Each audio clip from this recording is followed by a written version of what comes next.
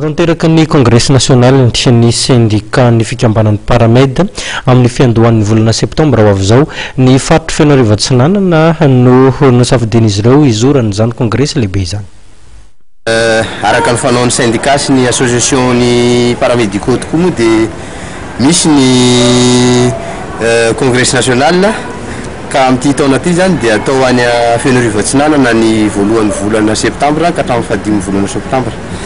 Dia amin'izay fotoana izay zany no hijerevana ny lafin'ny fanohizana ny resaka mety ho tolona izay ataon'ny syndicat satria ny syndicat mantsy dia miasa foana.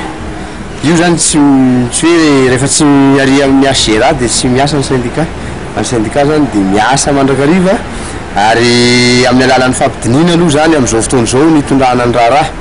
Dia any amin'ny congrès zany isan'ny andinina lalindalina koa mahakasika an'izay resaka izay mety fipetraka ny fitakian'ny paramedy zay.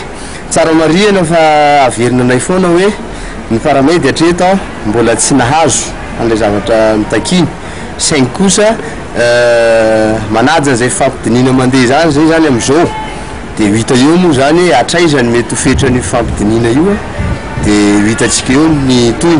Ny zavatra azo tenenina fotsiny dia hoe efa nisy ny fampanantenana nataon'ny Andriamatoa filohan'ny République fony izy ministre ny finance hoe any amin'ny 4e République vao azo tanterahana io alignement na grille indiciaire ny fonctionnaire rehetrarehetra satria izay moa zany dia efa nanaiky an'iny zavatra tapaka ny fonctionnaire izay ny fanjakana tamin'ny fotoanandrony ihany no namolavola azy hoe ho an'ny fonctionnaire rehetrarehetra fa tsy ho an'ny paramedy manokana.